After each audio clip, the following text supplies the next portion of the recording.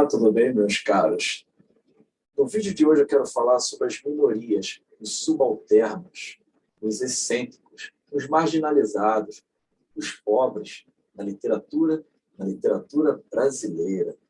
Quero falar um pouco sobre essa categoria descaracterizada, enfim, mas que ao mesmo tempo tem certo valor, tem valor sim, porque são exaltadas em muitas obras literárias e são colocadas ali para que o leitor pense que essas personagens excêntricas, essas personagens marginalizadas, elas sempre fizeram parte da nossa literatura, desde o século XIX, do século XX e atualmente no século XXI.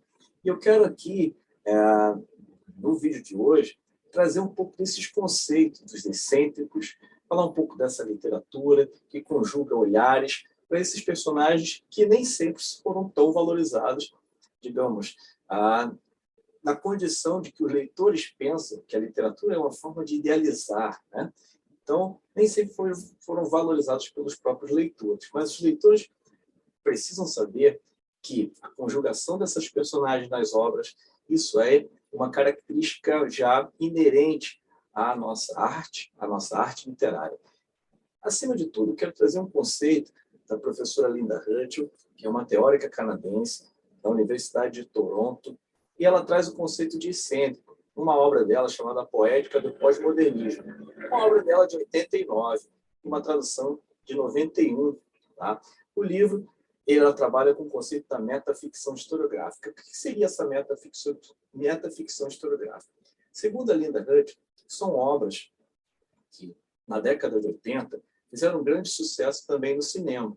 E são obras que trabalham principalmente com a conjugação da história e com a literatura, mesclando essas duas disciplinas e fazendo muitas das vezes com que o leitor não observe o que é verdade e o que é ficção na obra. E ela diz o seguinte, a Linda Hutchell, que obras como Os Filhos da Meia-Noite, Salman Rushdie, a Mulher do Tenente Francês, do Foulis, O Nome da Rosa, do Humberto Eco, A Ragtime, do Dr. Brown, Papagaio de Flaubert, que é uma outra obra também interessante. Todas essas obras foram transformadas também para filmes na década de 80. E ela diz o seguinte, que essas obras elas trabalham com a multiplicidade de narradoras, a mescla do discurso híbrido entre a história, a filosofia, a ficção e a questão da paródia, da intertextualidade, do pastiche. E outra questão importante, que é a questão do excêntrico. Lá no terceiro ou no quarto capítulo da obra da Linda Hutchell, ela vai cunhar esse conceito, excêntrico, ou seja, fora do centro. Né? Então, quer dizer, são algumas personagens dessas obras que eu acabei de mencionar, elas são figuras que não se estabelecem como sujeitos heterossexuais, sujeitos brancos, sujeitos católicos. Né? Enfim, são figuras, acima de tudo, desconexas dessa realidade. Então, são figuras, por exemplo, homossexuais, personagens negros, personagens que não são católicos e que estão fora do centro da narrativa. Por isso ela põe esse conceito, para investigar quem são essas personagens. Bom, trazendo um pouco desse conceito da Linda Hutchell para a nossa realidade, eu trabalhei um pouco com esse conceito na obra de Rui Reis Tapioca, um autor baiano, nascido em 1947, e eu formulo um subtítulo na minha investigação, na minha pesquisa de doutorado, para investigar quem são esses excêntricos. Excêntricos que estão o quê? Dentro da narrativa histórica, do romance histórico e do novo romance histórico brasileiro.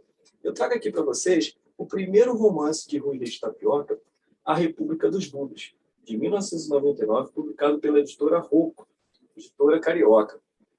Esse romance, ele fala sobre, Rui Reis Tapioca recebeu o prêmio Guimarães Rosa, ele formula uma narrativa sobre os 110 anos de história do Brasil. Então, nós temos aqui uma personagem fictícia chamada Quincas, que está em contato com figuras históricas e, ao mesmo tempo, com figuras subalternas. Né? Aqui nós temos os negros, os escravos, que falam o idioma Yoruba. Yoruba, idioma africano, que foi fruto de pesquisa linguística por parte de Rui Reis Tapioca. O romance ele inicia com a chegada da família real portuguesa em 1808 em Salvador, fugindo das tropas de Napoleão, na cidade de Lisboa, em Portugal, e depois os portugueses chegam ao Rio de Janeiro. Nós temos aí 1808, a chegada da família real portuguesa, 1822, a independência do Brasil, golpe da maioridade, a Guerra do Paraguai, a abolição da escravatura, até a transição política do Império para a República, em 1889. E muitas dessas personagens são colocadas no mesmo palco encenado das figuras históricas, como Dom João VI, Carlota Joaquina, Conde Duque, Bibliotecário Marrocos. Aqui, até o negro, chamado Dom Ubá II, que é um negro que vem da região de Lençóis, na Bahia, uma figura também excêntrica. É um negro alto, que chega ali naquela região do Cais do Valongo, era chamada naquela época África Pequena, e ele vai morar nessa região, é uma figura histórica, foi explorada pelo historiador Eduardo Silva, tá? E essa figura do Dom Ubá II vai ter livre acesso ao Palácio de São Cristóvão, onde Dom Pedro II permanecia muitas das vezes, e vai transitar com figuras históricas, figuras fictícias também.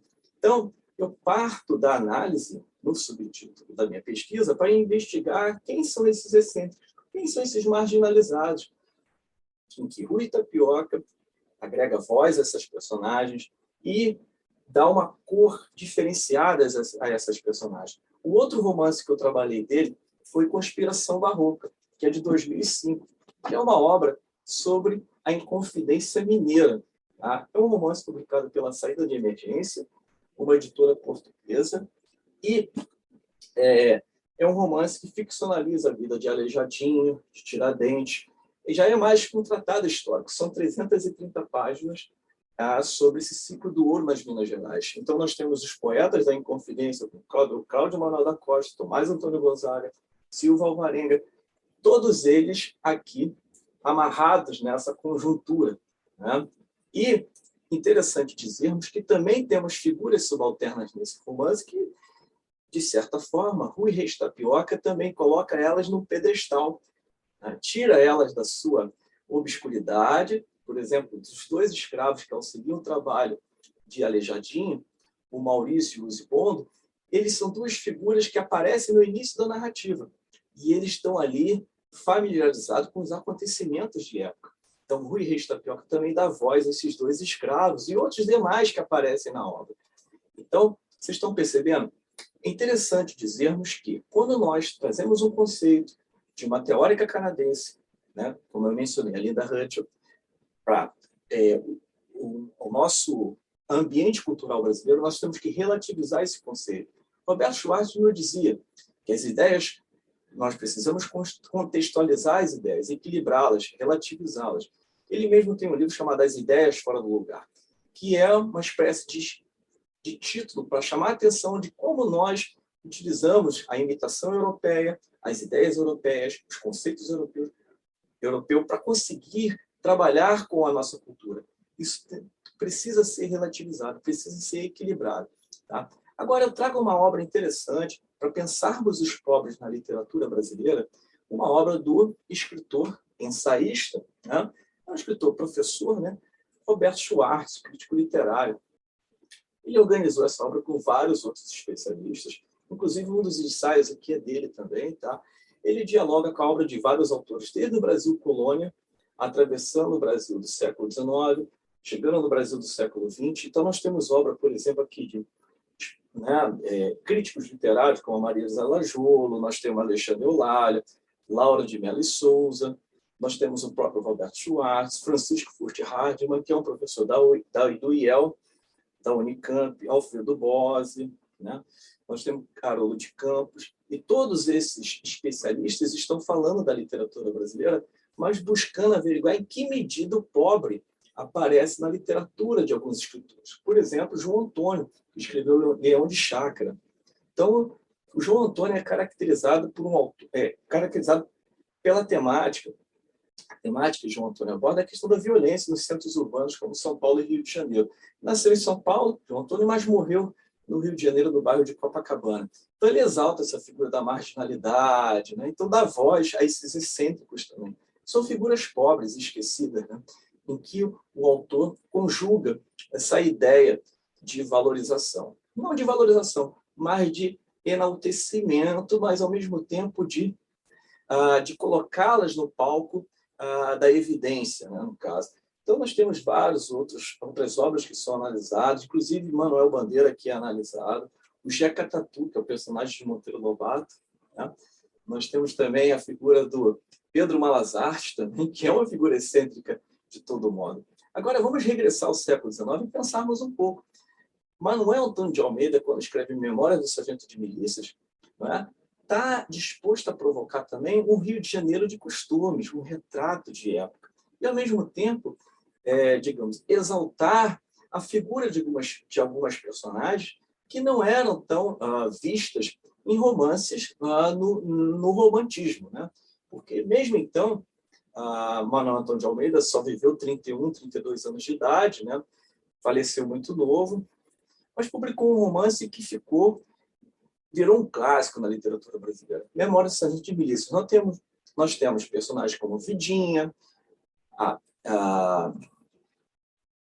nós temos a comadre, nós temos o compadre, nós temos Leonardo Pataca pai, Leonardo Pataca filho, a Luizinha, assim que eu ia lembrar. Nós temos Toma Largura, vários personagens.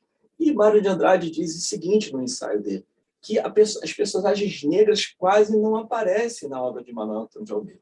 Mas, sobretudo, as baianas, em um determinado capítulo, né, do livro Memórias do Sargento de Milícias, elas aparecem, então elas também são destacadas como figuras, né, digamos, emblemáticas, figuras que têm ali o poder da dança africana e tudo. Agora, ainda no século XIX, nós temos um romance que inaugura, faz parte do nosso naturalismo brasileiro, né? Nós temos a Luísa Azevedo, tanto no Mulato, que inaugura o naturalismo, Casa de Pensão e o Cortiço. Eu quero falar um pouquinho do Cortiço aqui agora. Lembrando que o Cortiço é uma obra documental, praticamente. Por quê? Porque resgata todas as condições precárias de moradia na cidade do Rio de Janeiro. De fato, é um cortiço que provavelmente existiu no bairro de Botafogo, no Rio. O mais famoso deles foi o Cabeça de Porco, que foi demolido na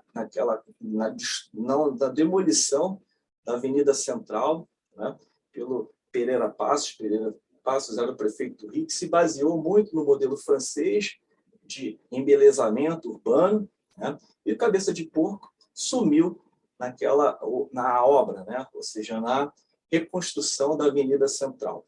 Interessante dizermos que o cortiço, tá, digamos, a safra de personagens que perambulam no cortiço é grandiosa. Nós temos aí do Albino, que é uma personagem também excêntrica, marginalizada, que está disposta a contar seus causos, as suas fofocas, né, para as lavadeiras que estão ali trabalhando no cortiço. É uma figura muito engraçada, inclusive. A própria Bertoleza também é uma figura excêntrica, que é, ao mesmo tempo, entre aspas, chamada para trabalhar com o João Romão, e João Romão falsifica a própria carta de alforria da Bertoleza. João Romão recebe a taverna do seu patrão, porque o patrão devia dinheiro para ele, ele vai iniciar os trabalhos junto à taverna e depois vai, com toda a fome e desejo de ganância, inclusive roubando material de construção à noite, trocando os preços dos produtos da taverna para poder enriquecer a curto prazo e construir o cortiço. Então, nós temos várias figuras interessantes na obra Cortiço que podem ser exploradas também pelo viés do excêntrico. Na nossa literatura brasileira, na prosa de 30, nós temos vários escritores também que descambam para essa questão dos excêntricos. Nós temos José Américo de Almeida, com a Bagaceira. Nós temos o 15, da Raquel de Queiroz, que exalta essa questão dos migrantes, enfim, da grande seca que ocorreu no século XIX, que é resgatada pela Raquel de Queiroz, né, em pleno século XX. Nós temos José Lins do Rego, com o Menino do Engenho, Usina e Banguê. Nós temos Graciliano Ramos, com Vidas Secas. que é um clássico, né, que resgata essa questão dos excêntricos também, dos subalternos, daqueles que estão à margem na literatura brasileira, né?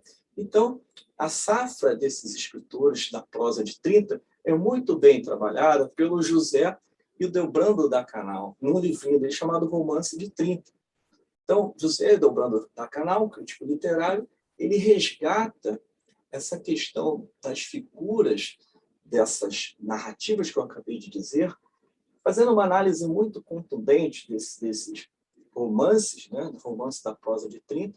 Então, é um livro que eu recomendo a vocês, quem for trabalhar com romance da década de 30. Interessante dizermos que, ainda no início do século XX, nós temos Lima Barreto. Lima Barreto com Triste Fim de Policarpo Quaresma, a M.J. Gonzaga de Sá, Memórias dos Escrivões Elias Caminha, Clara dos Anjos, todas as obras do Lima, também alguns especialistas defendem a ideia que as suas personagens é um espelhamento do próprio autor, do próprio Lima Barreto. E o Lima Barreto, em condições que ele vivia, né? Nasceu em Laranjeiras, mas perambulou por outros bairros no Rio de Janeiro, inclusive a Ilha do Governador, chegando a morar lá. O pai dele, coitado, ficou louco, né? Então, boa parte das personagens é uma reprodução da sua própria vida, da sua vida que foi também, muitas das vezes, meio que ficou muito a própria figura do Lima no anonimato. Agora, vamos tentar imaginar que essa questão dos excêntricos na nossa literatura, como eu disse, não é de hoje. Existe uma insistência de muitos escritores delinear a questão do pobre, a questão do subalterno na literatura, né? Desde lá do século XIX, passando para o século XX, como eu estou aqui tentando demonstrar a vocês. No século XX ainda, no final do século XX, nós temos Cidade de Deus, de Paulo Lins. Paulo Lins, um escritor engajado também nas letras nacionais, juntamente com a professora Alba Zaluar, que foi a orientadora, se eu não me engano, do mestrado dele, né? Ele trabalhou com ela na Cidade de Deus, uma comunidade periférica da cidade do Rio de Janeiro, na Zona Oeste, uma comunidade que também era muito perigosa, e ele vai trabalhar com ela, fazendo um trabalho antropológico, um trabalho etnográfico, um trabalho de pesquisa com ela. E a ideia dos dois era publicar textos no jornal O Dia, lá no Rio. E o que acontece? Os textos, naquela época, eram vinculados a uma temática social da própria comunidade Cidade de Deus. O que acontece? O Paulo Lins ficou muito inspirado na publicação desses textos, na transformação desses textos num romance. E aí, ele romanceia parte desses textos etnográficos, o qual ele pôde estudar muito bem com a professora Alba Zaluar, e transformou na obra Cidade de Deus, de 1997, que é uma obra que também dá pano para manga para estudar a questão dos excêntricos, dos marginalizados na literatura. E virou filme, não é, do Fernando Meirelles, 98, mais ou menos um ano ou 2 anos depois, o romance foi transformado em filme. Então, nós temos várias figuras aqui na própria obra, figuras periféricas, figuras marginalizadas, traficantes de droga, pequenos ladrões, mendigos, vários tipos da nossa galeria de personagens que são também colocadas em xeque, também colocadas no embate da própria violência, na fome da violência pela violência. Interessante dizermos que o próprio Alfredo Bozzi dizia o seguinte, que existe uma brutalidade na literatura, uma brutalização da literatura. Um pouco em alusão a esses textos, né? Do Rubem Fonseca também, que é um autor que propagou um pouco dessa questão da violência, da marginalidade das personagens, né? Nós temos também Luiz Alfredo Garcia Rosa, que é um autor que eu gosto bastante de romances policiais, que também dá pano para manga para ser estudado, com figuras de batedores de carteira, mendigos, assaltantes, bandidos de segunda ordem, de primeira ordem. Então, são vários romances policiais que também podem ser estudados pela questão dessa galeria de sujeitos excêntricos. Falando um pouquinho mais, então eu transformei a parte do estudo que eu mencionei lá no início da minha fala, tá? Sobre essa questão dos excêntricos, que eu exploro no subtítulo da minha pesquisa, num artigo científico, inclusive eu apresentei no Congresso em Portugal e foi publicado no livro Estudos de Literatura Brasileira em Portugal, tá? Que é um livro dedicado a esse evento que ocorreu lá no Porto, na Universidade do Porto. E aqui, justamente, eu falo sobre a obra do Rui Reis Tapioli, né, sobre essa questão dos excêntricos. Então, quem tiver curiosidade, eu vou deixar a referência na descrição do vídeo, inclusive todas essas referências que eu mencionei, eu vou deixá-las na descrição do vídeo, para que vocês possam consultá-las. Eu creio que aqui, diante dessa minha abordagem, eu penso que eu posso finalizar com alguns questionamentos. E você? Você, pesquisador iniciante ou profissional, você já pensou em investigar a questão dos excêntricos, dos marginalizados, dos despossuídos, dos descaracterizados? Inicie com a leitura do texto da Linda Hudson, como eu mencionei a vocês, tá? E depois vá até a coletânea de ensaios, de capítulos dos pobres na literatura brasileira, do Roberto Schwartz. Então, vocês, conjugando o olhar desses dois livros que eu acabei de mencionar, já é um bom início para que você possa tirar de um romance, extrair do romance essas figuras, esses personagens que estão à margem, mas, ao mesmo tempo, são colocados no pedestal da nossa literatura brasileira. Bom, quem gostou do vídeo, dá um joinha, escreva nos comentários e quem ainda não se inscreveu no canal, se inscreva no canal e até o próximo vídeo. Um abraço.